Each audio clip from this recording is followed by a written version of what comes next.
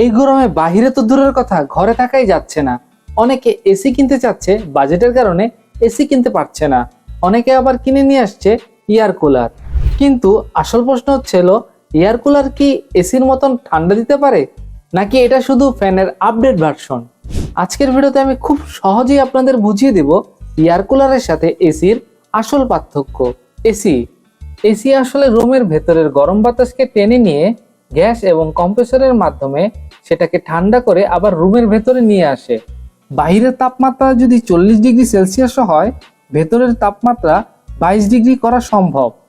এখন কথা বলি এয়ার কুলার নিয়ে। এয়ার কুলার পানির সাহায্যে বাতাস ঠান্ডা করে। এটা বাহির থেকে বাতাস নেয়, ভেজা প্যাডের মাধ্যমে ঠান্ডা করে, কিন্তু পুরো রুমকে ঠান্ডা করতে পারে না, শুধু হালকা ঠান্ডা বাতাস দেয়। এখন আসি এয়ার কুলার আর এসির একটা ছোট্ট পার্থক্য।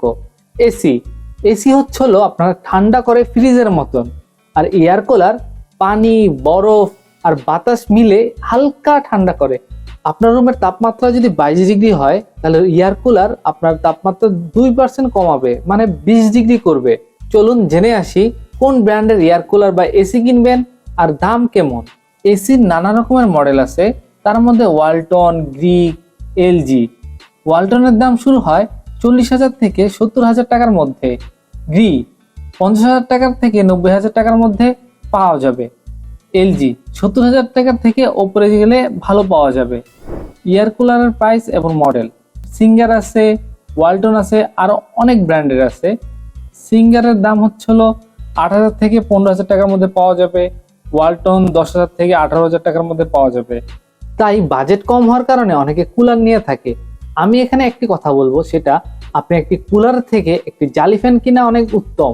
কারণ আপনার এই কুলার আপনার রুমের ফার্নিচার, আসবাবপত্র চ্যাপচ্যাপা আঠালো করে দেয়, অনেক সময় খারাপ করে ফেলে।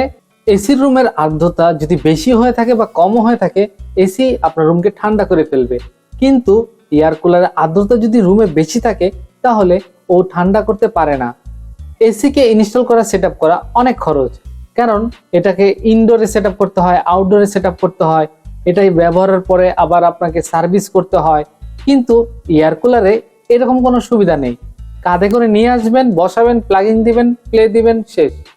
এটাতে কোনো মেনটেনেন্স খরচ নেই। এবার আসি বিদ্যুৎ বিলে।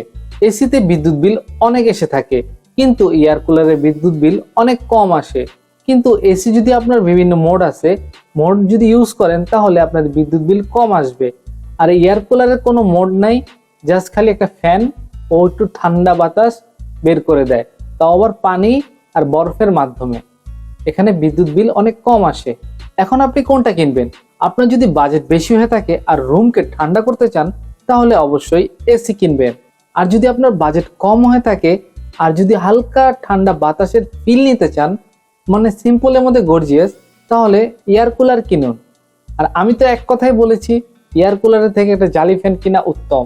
তাই আপনারা এয়ার কুলার না কিনে একটি ছোট্ট টেবিল ফ্যান হলেও কিনেন। তাই এটা আপনার চয়েস, আপনি কোনটা কিনবেন। কমেন্টে জানিয়ে যান আপনার বাসায় কি আছে। আমার বাসায় তো একটা ফ্যান আছে, আর কিছু নাই। আল্লাহ হাফেজ।